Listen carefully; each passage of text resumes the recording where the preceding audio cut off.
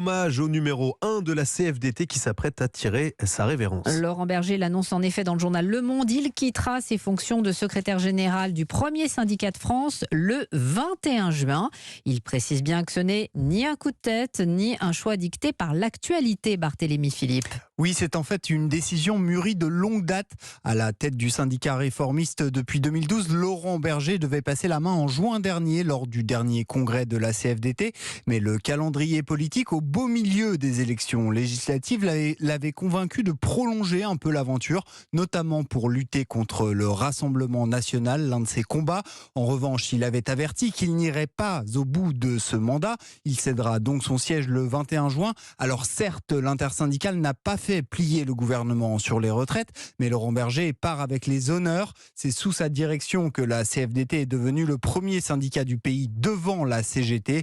La Confédération revendique plus de 600 000 adhérents, dont 31 000 de plus simplement depuis janvier. Laurent Berger peut aussi se féliciter d'avoir redoré l'image des syndicats.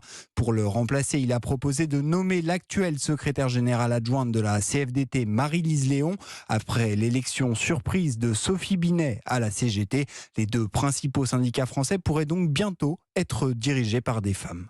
Barthélémy Philippe. Alors comment réagissent les militants CFDT à l'annonce de ce départ? Écoutez Sandra et Olivier rencontrés dans une manifestation parisienne. Privilégier le dialogue, jamais fermer les portes définitivement, toujours du constructif, ça correspond à nos valeurs, à ce qu'on essaye de porter nous. C'est émouvant évidemment, c'est une page qui se tourne, mais c'est normal aussi que ça change et je suis très contente que ce soit une femme. Il n'y a pas de bon ou de mauvais moment, de toute façon c'est jamais le bon moment. Il y a une suite derrière, la personne qui va lui succéder, je pense qu'elle est très bien, c'est quelqu'un qui a de vraies convictions, qui est dans la structure depuis longtemps, donc moi j'ai toute confiance en cette succession, je pense que ça sera parfait, c'est complètement la continuité.